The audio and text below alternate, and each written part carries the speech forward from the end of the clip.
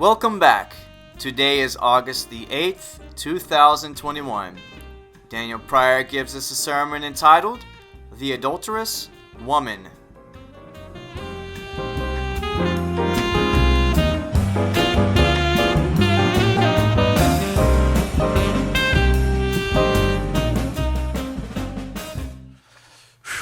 This week's been a little tough. Tonight, I'm going to be preaching on the adulterous woman. It sounds like a little rough title, doesn't it? Doesn't sound all that good, but it really is a good thing, even though it's not a good thing in a way. But the adulterous woman, it's interesting. Joshua spoke for, I think, 5 weeks on the Beatitudes and the pathways of the King and the pathways of happiness and walking those pathways in your life. And then I shared on fighting the good fight, and then the appearing of the lawless one, and then the appearing of the Lord Jesus Christ. And then last Sunday, Joshua spoke and kind of continued this reality of the tongue and dealing with your tongue. It can be as a bridle in the mouth of a horse, or it can be as the rudder of a ship. One short term, the bridle is more short term, the rudder of the ship is more long term. And he said something in his sermon last Sunday that I'm going to repeat that really stuck out to me and will flow into what I'm going to say. He said, your heart is your pilot. Okay? And he said, your tongue is your rudder, and your body is kind of like your ship. And your body is not just your physical body, although it includes it, kind of just your body of life, per se, is your ship. And so keep that in mind as we talk about the adulterous one. In John chapter 1, we find the development of the eagle cherubic face. We have a message here on the cherubim, the 4 faces of God, them being developed in our lives. It's a place of maturity that we step into. And part of this message tonight is going to be that process playing out of the eagle cherubic face being developed. So in John chapter 1, verse 14, is the key for the eagle cherubim. And the Gospel of John represents the eagle cherubim because in the beginning you have the Word, and the Word was with God, and the Word was God. He was in the beginning with God. So it just starts out not with the genealogy really of God. It just starts out with the Word being God, with God, in the beginning, etc., etc. You come to verse 14, and this is the key. It says, and the Word became flesh and dwelt among us, and we saw His glory, glory as of the only begotten from the Father, full of grace and truth. So the struggle in your life as the eagle cherubic face is being developed is, how do you go from a Word, eternal, heavenly, with the Father, one with the Father perspective, to dwelling in the flesh amongst people? That's the struggle throughout the whole Gospel of John. And that's why there's so much mystery, is because everything that Jesus explains in the Gospel of John, or everything that we are told in the Gospel of John, speaks to this revelation of the Word becoming flesh, dwelling among us, and He does this being full of grace and truth. So this is a key. As the eagle cherubic face develops in your life in maturity, you will have to learn how to be full of grace and full of truth as you become flesh and dwell among other people. Okay? The lion can roar. The lion is establishing the kingdom. He can come in there and he can just hit you with the paw. And he can roar at you and tell you, hey, this is the kingdom of God. Repent, the king's at hand. If you don't repent, you're really not going to like what happens. So let's get on with it. Mark is the ox. The ox starts off, he's just plowing. We're just plowing. We're just going. We don't care what's in the field. We don't care what this guy over here is saying or that guy over there is saying. We got some work to do and we're going to do it. So here we go. We put our head down and we're going to plow this puppy. And we're going to sacrifice our lives so that God can be established and His kingdom can be established. And we don't care what anybody says. We got some work to do. So let's go. Amen. The Gospel of Luke is the man, right? And the man is dealing with the reality of how. How is this going to work? That's why you see Mary and all of the characters in the Gospel of Luke asking this question of how's this going to be? An angel shows up from the Lord and tells them, hey, this is going to happen. And they can't believe the angel. They got to say, how is this really going to happen? As if like, hello, I just came from the throne room of God. Can you not just trust me a little bit here? But they ask how because they want to figure out the dynamic of relationship. That's what it's about in the beginning of the Gospel of Luke. He lists off these huge line of characteristics of, I write to you concerning the first-hand eyewitness account of those who have seen and testified, and I write to you so that we can have relationship, et cetera, et cetera, et cetera. That's not an exact quote. But he pushes this point home of eyewitness accounts, relationship with brothers, the exact truth written down in detail. It's all explaining how. So that's what you get in the Gospel of Luke. You come to the Gospel of John and you get, oh my gosh, here's God, infinite, heaven, beginning. We don't even begin to comprehend all this, and it's becoming flesh and dwelling among us and interacting with us. Okay? So the eagle cherubim, that's part of this message with the adulterous woman. How does the Word become flesh, full of grace and truth, and interact with an adulterous woman? Now, do you guys know what adultery is? I hope so. I think so. I think we all know what that is. But in a very general sense, you can define it as this. The adulterous one is the one who cheats. It's the one who has intimacy with a false lover. Okay? So, how does God deal with the adulteress? The way has already been made. Everything that happens in the Gospel of John, you know the way has already been made because the Gospel of John is revealing that way of the Word becoming flesh and dwelling among us. So the way is already there, full of grace and truth. So we're going to look at this. But before we get into the story of the adulterous woman, I just kind of want to speak broadly about what I believe we're all kind of experiencing and going through. And I know that I've talked with many of you throughout the week, and I know that you've been dealing with things and struggling with things, and things have been coming up in your life that have been difficult, that have been hard, that have been a challenge to really face what's inside of you. And this is a good thing, even though it doesn't necessarily feel like a good thing. But maturity does require that we grow and mature. As much as we want maturity to be given to us, maturity is not given. Maturity is something that you grow into. And so we are having to walk through this process of maturing and growing into the full identity of who God wants us to be. And this week, the Lord has been speaking to me and saying, you have got to deal with the adulterous one inside of you.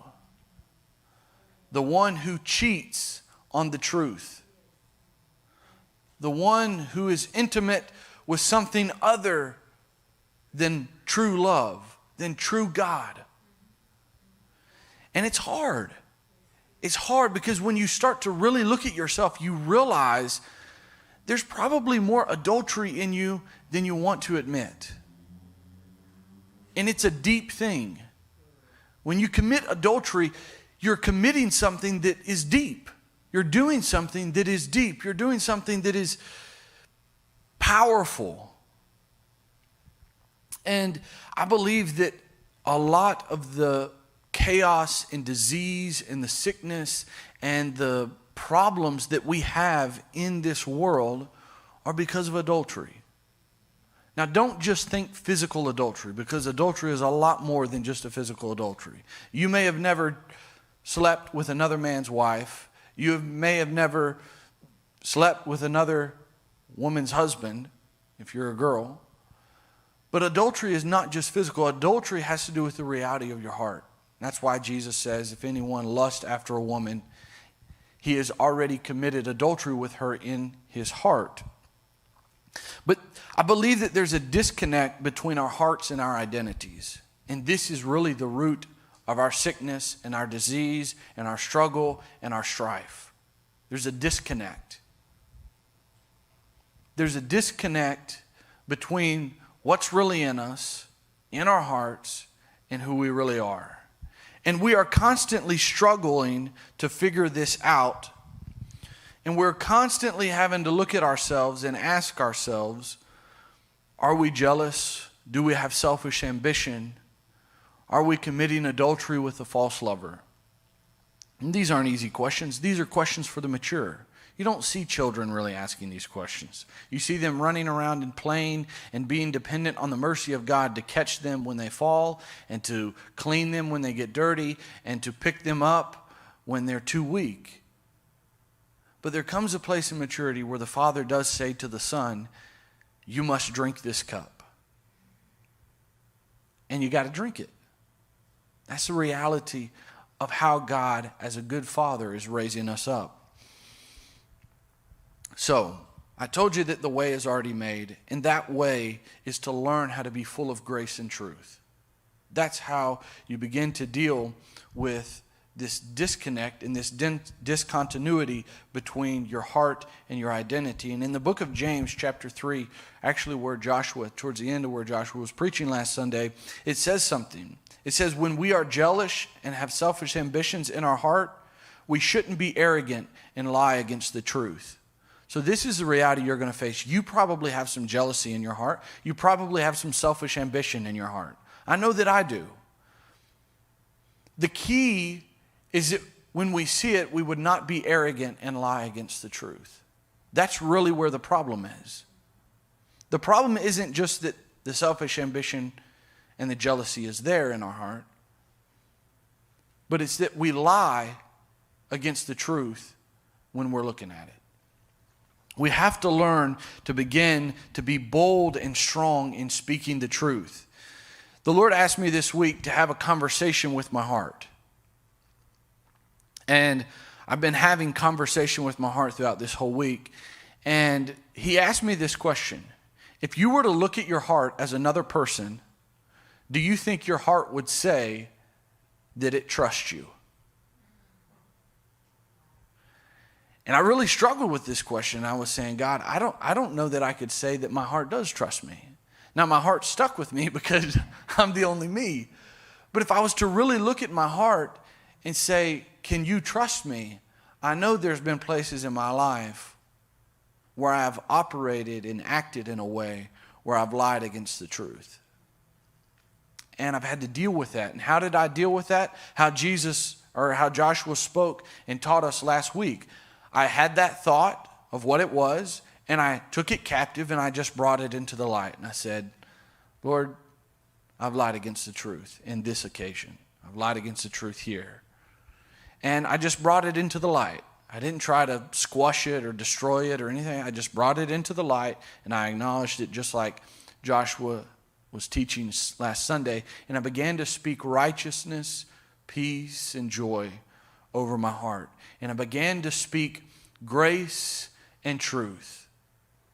I apologize where I've lied against the truth. I apologize where I've done you wrong. But I speak grace and truth into my heart. And I'm visualizing my heart outside of myself like me having a conversation. And I realized that in society and in our lives, it is an unreasonable expectation to have that you can have a genuine conversation with your heart if you prostitute yourself out by your gifts and your talents. So, in Nashville, there is a culture that people come here with their heart alive, their heart dreaming of making it, of being a star, of being someone, of releasing their sound that is within them. Thousands, hundreds of thousands of people have come through this city with the dream to do that very thing. But here's the thing. This city will encourage you, and the world system will encourage you to prostitute your gifts and your talents and your sound for a time, knowing that when you prostitute your gifts and your talents out, you can never truly flow from your heart, and you lose authority. So what happens to most people when they come to this city with their dreams and their hopes? And not just city, but it happens in Los Angeles and other places where people go. But what happens is that when you come with a dream in your heart, and you come with a sound in your heart, and you come with the truth in your heart, if you do not stay true to that reality of truth inside of you, and you prostitute yourself out, you find that you alienate yourself from your own heart. And when you do that, you end up in a position down the road where you have no joy, you have no peace, you have no life, you have no flow inside of you. Because you have become disconnected. The continuity has become severed between your heart and your identity. So we have to deal with these things. And I believe this is part of the call that we have here at Melchizedek Christian Church. We are called to help people mature into who they are. And that requires a continuity between their heart and their identity. That requires a continuity between the pilot of the heart and the rudder that is the tongue and the body that is the ship. And that's a big commitment. That's someone's life that we're talking about. So we got to start having these conversations with our heart, and we have to face the hell that is in our heart. There's probably some places in our heart that literally feels like hell. What is hell? Hell is a place where God is there, but we have no connection to his life and to his flow and to his peace. Because even if you make your bed in hell, God will be there. But that doesn't mean you're experiencing God's life and peace and joy in that place. So, this is what I want to say to you, and I really want you to take this serious. You are a storyteller. You are a storyteller. You are a powerful storyteller. You have a story that you can tell. And in a lot of ways, you can change your story to make it whatever you want. You can change what's going to happen in the story, and you can often change what's already supposedly happened in the story. But you are a storyteller. But remember this, you as a storyteller with your story isn't the only one.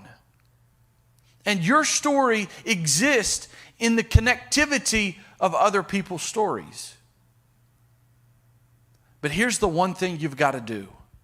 You got to learn to get the story straight.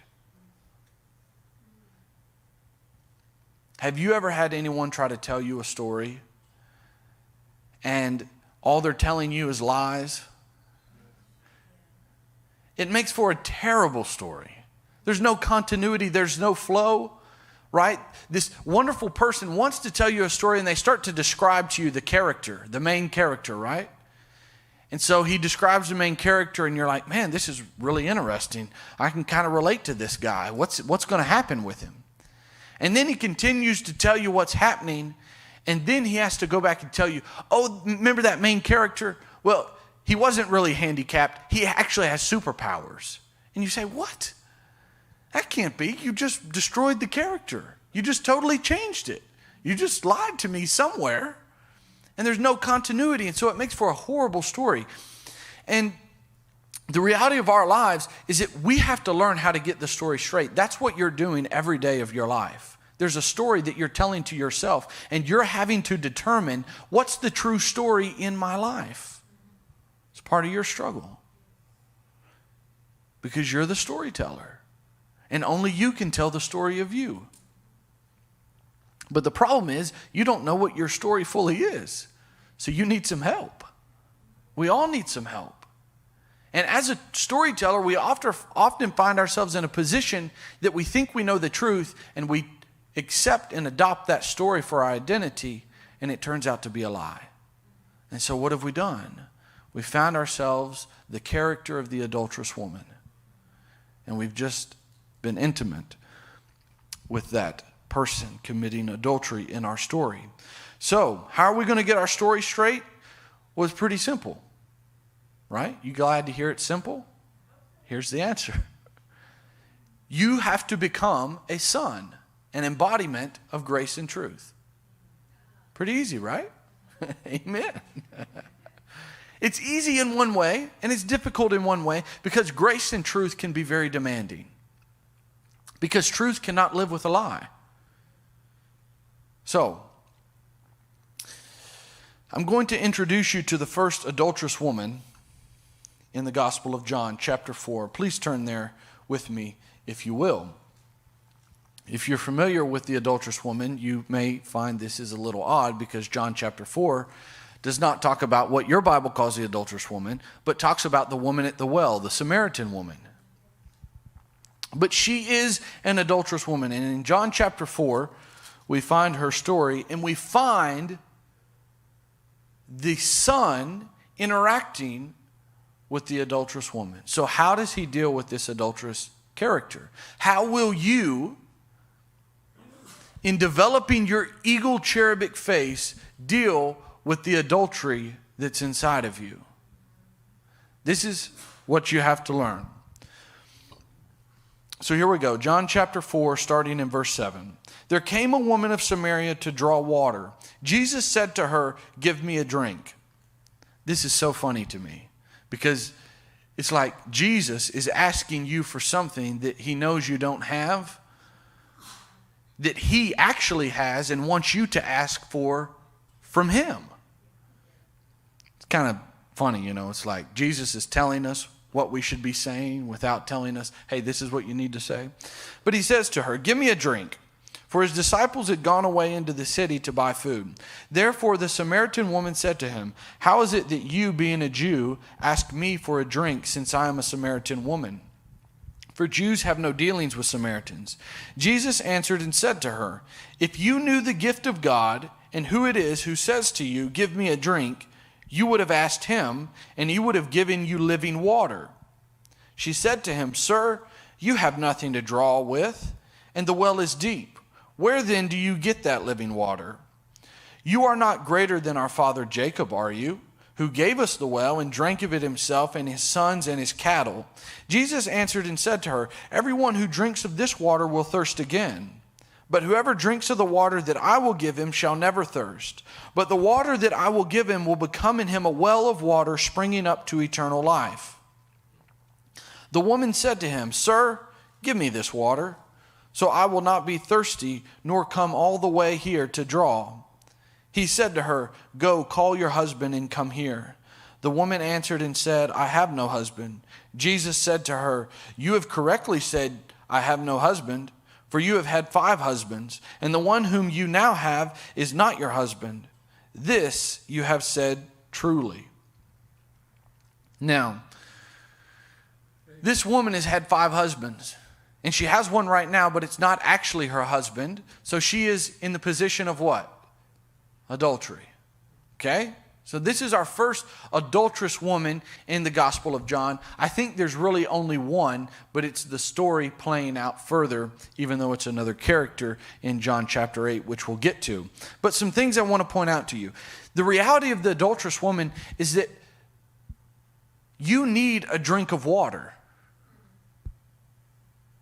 There is a need inside of you to be satisfied, and it is legitimate, and it is there for a reason and a purpose. And you will find something to drink somewhere because you require something to drink. It's part of how God made you. So, notice, Jesus does not condemn this woman for being at the well. Jesus does not condemn this woman for wanting something to drink. But Jesus does say to her, "If you knew the gift of God and who it is who says to you, 'Give me a drink,' you would have asked him, and he would have given you living water." So, you have to first recognize your need for water. Then secondly, you have to ask and drink the right water. There is a living water that God has provided for you to drink from. And it will satisfy you. And it will bring life to you. And it will nourish you. And you will find in that deep place of your heart where you desire intimacy and oneness and fullness and satisfaction. As you drink the living water, you will find what you are looking for. Now, she was still a little confused about how he was going to get this water. And the reality is, you're going to be confused, and you're going to look at God, and you're going to say, "God, I'm not sure you got that living water. It doesn't look like you have something to draw with. It doesn't look like you have the resources to meet my need. That's part of the struggle of the adulterous woman. Part of the struggle of all mankind, and it goes back to one of the lies that was told in the garden. That lie being, God can't or won't meet my need. The truth is, God can and He will meet your need. And He has planned to meet your need. So you have to learn to ask of the Son who is full of grace and truth for the living water. Thirdly, you have to allow that truth to speak into you. And then you have to learn to be honest in the circumstance that truth speaks. This is where you find, whoever drinks of the water I will give him shall never thirst, but the water that I will give him will become in him a well of water springing up to eternal life. That parallels Proverbs 4:23, where it says, out of your heart are the well springs of life. The woman says to him, Sir, give me this water, so I will be thirsty, or I will not be thirsty, nor come all the way here to draw. Then truth says to her, grace and truth says to her, go call your husband and come here. When you start to drink of the living water, and when you start to ask for it, it will begin to reveal. It will begin to ask. It will begin to discover and reveal and bring forth the reality of what is in you.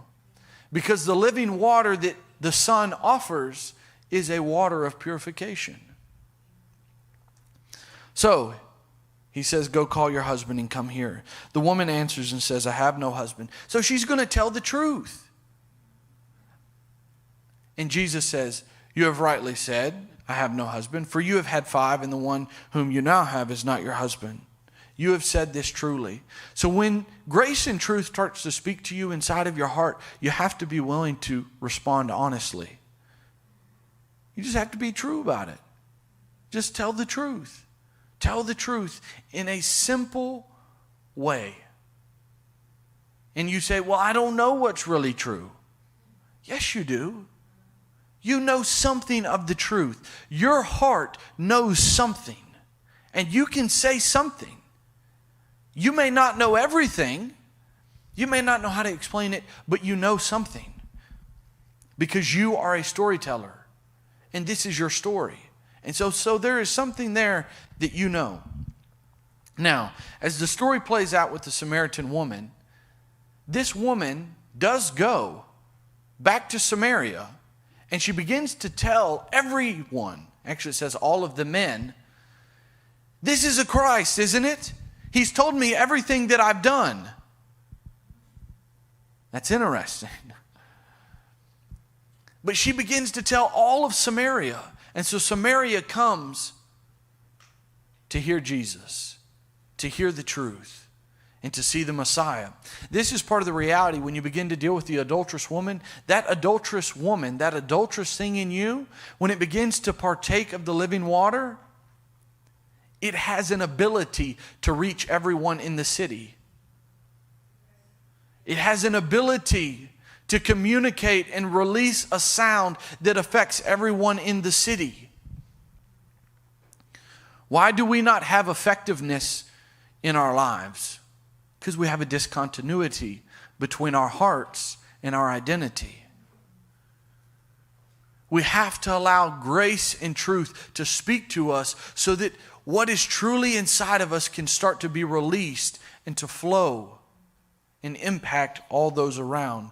And so it's a happy conclusion for the Samaritan woman, because she goes and she tells, this is Jesus. She tells all the men in the city, they all come to him, and all of these Samaritans begin to believe that he is the Savior of the world. So this adulterous woman is really the first evangelist in your life.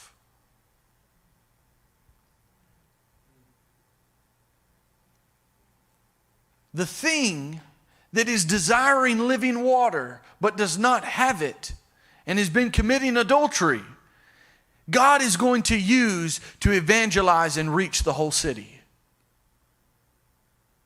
And the disciples aren't even really going to have anything to do with it. And you're going to be amazed. I mean, that's really phenomenal.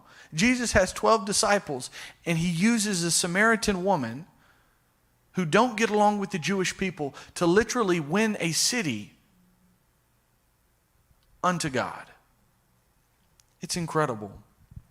So, turn with me to John chapter 8, the familiar story of the adulterous woman. In John chapter 8, it says Jesus went to the Mount of Olives starting in verse 1.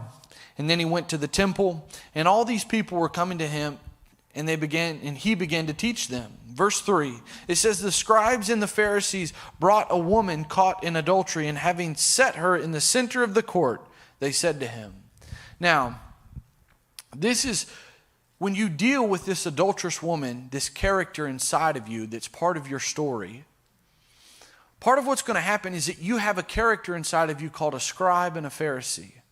What does a scribe do? The scribe records every little thing that happens, right? In detail. What is the Pharisee? The Pharisee is the one who is big on being pious and being holy and being righteous, and walks and carries this authority as if he knows all of the law and can recite it orally and can walk fully according to it, right? So there is a scribe inside of you and a Pharisee inside of you that will try to bring this adulterous character in your story to the center of the court. And guess what they're going to try to do? They're going to say to Jesus, the Son, full of grace and truth, Teacher, this woman has been caught in adultery in the very act. Now in the law, Moses commanded us to stone such a woman. What then do you say? Now get this right. They're correct. The law of Moses does demand that she be stoned to death. The law does demand that if you are in adultery, you should die. The law will demand that your story should be ended. But you have to learn how to interact with the Son, the embodiment of grace and truth. And what is he going to say? They think that they're going to trap him. But he says, in verse 6, they were saying this, testing him, so that they might have grounds for accusing him. But Jesus stooped down and with his finger wrote on the ground. But when they persisted in asking him, he straightened up and said to them, He who is without sin among you, let him be the first to throw a stone at her. This is pretty good. This guy full of grace and truth, he's pretty good. He's pretty smart. He knows how not to fall into a trap. But he begins to do something that I think is an extremely profound reality of the power of you as a storyteller. What Jesus does, he kneels down, he begins to write on the ground. Now, it's probably in the dust or the sand that was the ground. I mean, he's not writing with an ink pen on a piece of rock or a piece of paper that's on the ground, okay? He's writing in the ground. And they ask him, or they persisted in asking him, and he stands up and he says, He who is without sin, cast the first stone. Now they have to examine themselves. So this is what you do as you begin to mature with this eagle face of God, this reality of being a son, an embodiment of grace and truth. You learn how to speak to the scribe and the Pharisee who can recite every little detail to you according to the law and demand that you be dead. You learned how to respond to them in this way. He who is without sin, let him cast the first stone. Ask them if they will be self-righteous. This is the reality. Now, when Jesus stoops down and writes on the ground, there's a place in Jeremiah chapter 17 where it talks about writing your name. And some people say that he literally wrote the name of those people on the ground. So he was writing their name on the ground. And I probably believe that's probably a legitimate reality, that Jesus by the Spirit was writing their names. But I think what he was doing spiritually is, it says, he stooped down and wrote on the ground. And when they heard it, they began to go out one by one, beginning with the older ones, and he was left alone, and the woman where she was in the center of the court. I believe what Jesus was doing when he wrote on the ground is that the Son of God, who is full of grace and truth, has the ability to rewrite the memory of the story. Now, how do I say that? Because man and woman was created out of what? The dust of the ground. I believe what Jesus was doing here spiritually is that he was spiritually rewriting this woman's story in her physical body and in her makeup of how she was made. It is only the Son of God, full of grace and truth, who can rewrite the story of your life. Because the fact is, the law can bring you forth on a charge of adultery and you are guilty because they have caught you in the act. But it is the Son of God, the Word, the truth, full of grace, full of truth, who can stoop down. What is stooping down?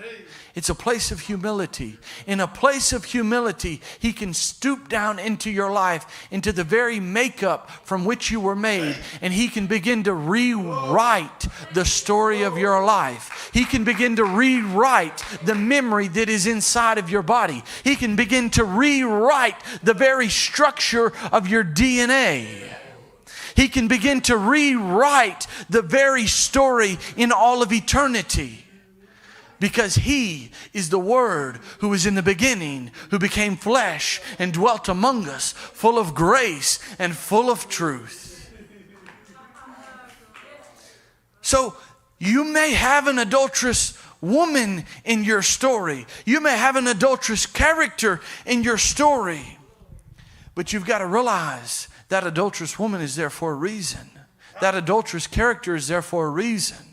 And that reason is because you have to know that you need living water. And you have to know that God's going to use that thing inside of you that needs living water. And once you taste it, it's going to evangelize the whole city from which you came. And that character inside of you that needs living water and taste of living water, that part of you is going to be rewritten even to the very aspect of your DNA by the Son of God.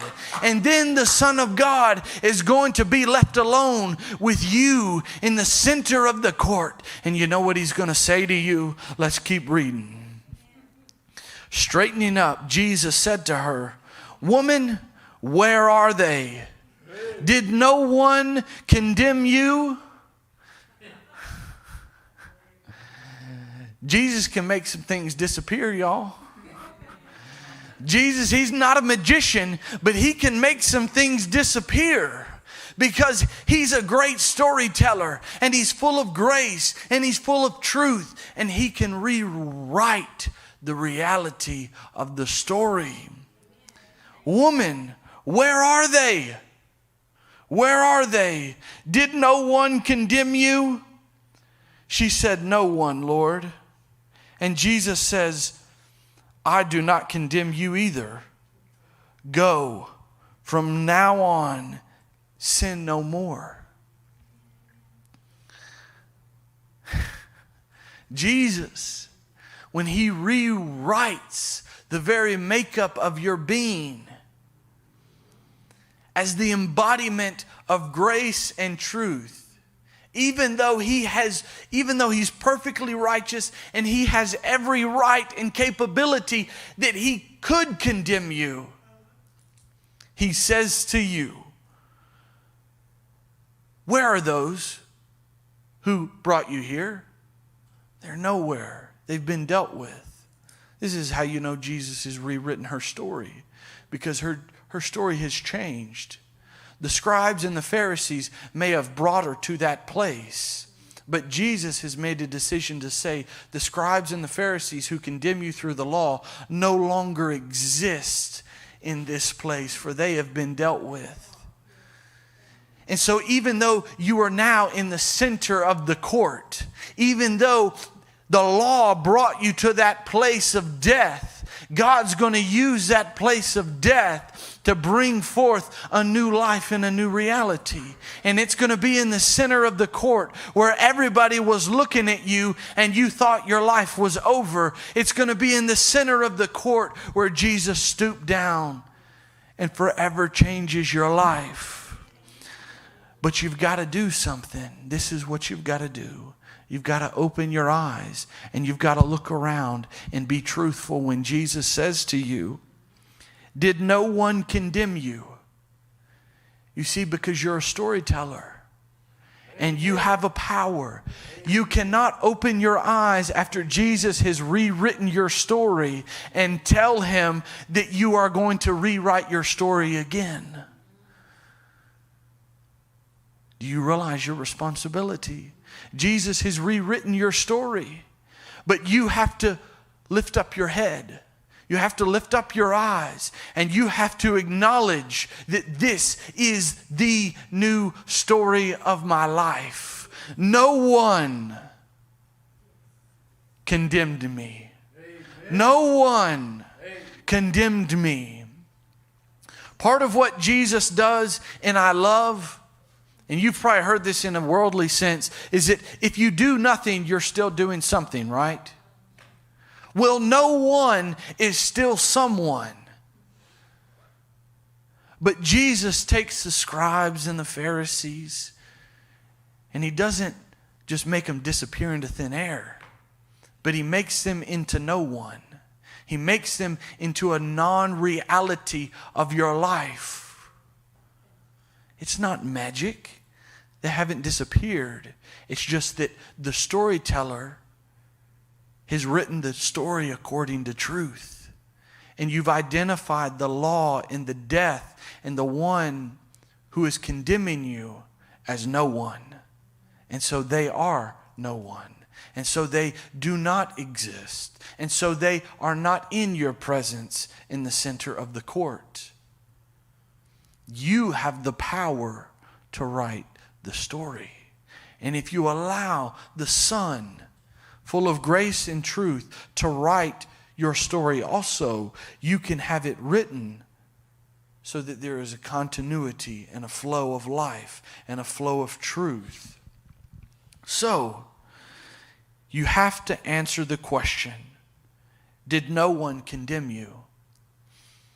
Now, just to talk about condemnation for a second, in Matthew 12:37, it says that we will be judged based off what we say. And we will be condemned based off what we say. Jesus does not condemn you. The truth does not condemn you. You know why? Because the truth is not there to condemn you. The truth cannot condemn you. Because the truth, in its very nature, is a nature that sets you free. And so it would be contrary to the nature of truth to put you into bondage and slavery. It's not the truth that condemns you. It's your own words that condemn you. And your own words go back to what you believe. So, condemnation is based on what you say. That's why it says in Matthew 12:37, you will be judged according to what you say, and you will be condemned according to what you say. And that links back to what you believe. But I want to encourage you with the scripture in 1 John chapter 3 as we come to wrap this up. In 1 John chapter 3, there's a wonderful, wonderful scripture. Starting in verse 19 of chapter 3. It says, we will know by this that we are of the truth, and we will persuade our heart before him, that is God, in whatever our heart condemns us, for God is greater than our heart and knows all things. There is a struggle inside of you that your heart will try to condemn you. You will have to fight a battle of what you believe. And it will be a battle of persuasion, a battle of words, a battle of what will you say when Jesus says, does no one condemn you? But just be assured that if you feel your heart is not strong enough, or if you feel that your heart has betrayed you or has failed you, God is greater than your heart. And there is still opportunity for you to speak the truth and to believe the truth. For God is greater than our heart and knows all things. Beloved, if our heart does not condemn us, we have confidence before God. And whatever we ask, we receive from Him, because we keep His commandments and do the things that are pleasing in His sight. This is His commandment, that we believe in the name of His Son, Jesus Christ, and love one another just as He commanded us. How did the Samaritan woman go into the city and declare to the entire city, "This is the one who has told me everything that I have done"? I don't know about you, but there's no way I would want to walk into this city and say to the city, "Hey, this guy just told me everything that I've done." But how was she able to do it? Something had been rewritten inside of her. Something had been rewritten in her story. And that no matter who she told, and no matter who was around her in that city, some of them being the men that she was with, those people who would condemn her were no one. So she could go forth and become that embodiment and that vessel of grace and truth to flow out. God is asking us in this moment of our lives where we are confronting the adulterous one in our heart. He is asking us to acknowledge that we are thirsty and that we need living water. And He is asking us to ask of Him to give us that living water. God wants you to say to Him, "Give me the living water so that I may never thirst again. Give me the living water so that I will no longer have to climb the mountain in the heat of the day to draw from this well." God is asking you to say to Him, "No one condemns me. No one, Lord. For you have rewritten my story, and I speak and believe in accordance with what you've written and what you've said. And I speak my story as a storyteller, and I say, no one condemns me." How do we deal with the adulterous woman? We have to learn to interact with the Son who's full of grace and truth. And we have to learn to receive grace and to receive truth and to become an embodiment of grace and truth. This will be hard because you must face your 5 husbands that you've slept with and the one you're with now who is not your husband. And you must face the scribes and the Pharisees who have taken a record and an account of all the things you have done and who are prepared to stone you. And guess what? All of those characters are going to be telling the truth. But it's not the truth in its fullness, because the truth cannot condemn, and the truth does not condemn. I stand here before you today as someone who has been adulterous. And I say to you, you are not condemned. Because our story is rewritten. And we are a storyteller that tells the new story. The story of being full of grace and full of truth. And in this I have found that God is aligning our hearts and aligning our identity so that we can truly reach this city, so that we can truly change this world, so that we can truly speak into creation, embodying grace and truth. The eagle, cherubic face of God, the Son of God, who was in the beginning as the Word with God, but has now been made flesh and dwells among us, in you and in me, full of grace and full of truth. I say to you that the Son did not come to this world to judge and condemn it, but so that the world might be saved through him. You have not come into this world as a son of God to condemn the world. You have come to be an embodiment of grace and truth, so that the world might be saved through the Son, Jesus Christ.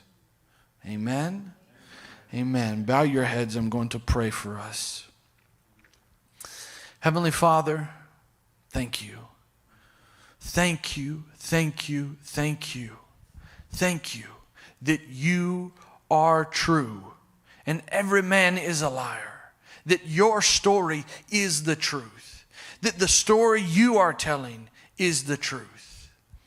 Lord, all of us here find ourselves in the position that we have a character who is adulterous in our story.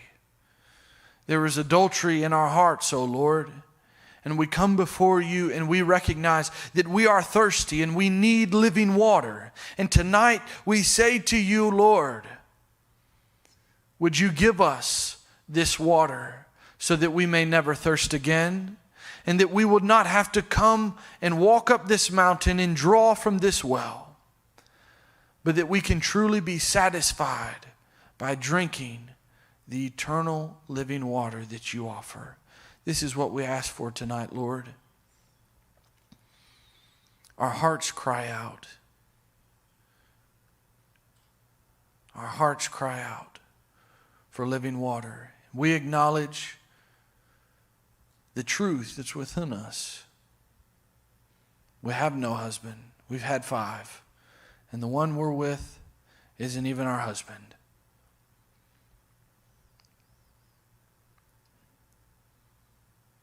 Lord, we are in need of you still.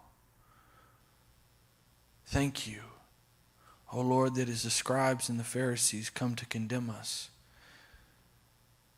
as all of these characters come to stone us and kill us and bring an end to our story, you in humility stoop down to write in the ground, rewriting the very makeup of our being, reshaping and changing and transforming and transfiguring our memories and our future and our destiny and even where we are today. Thank you for writing in the ground and for standing up and saying to us, where are these? Does no one condemn you? Thank you, Lord, that you have said to us, as we have said and do say tonight, no one, Lord, has condemned us.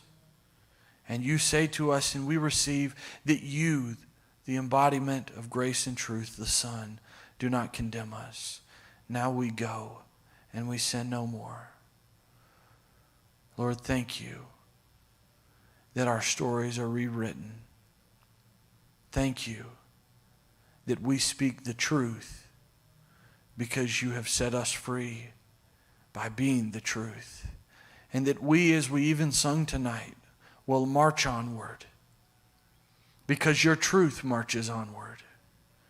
And this world will be changed because the Son has come not to condemn the world, but that it might be saved through him. Thank you, Lord. In Jesus' name, amen and amen. Amen. Whew. Amen, live streamers. Thank you for joining us.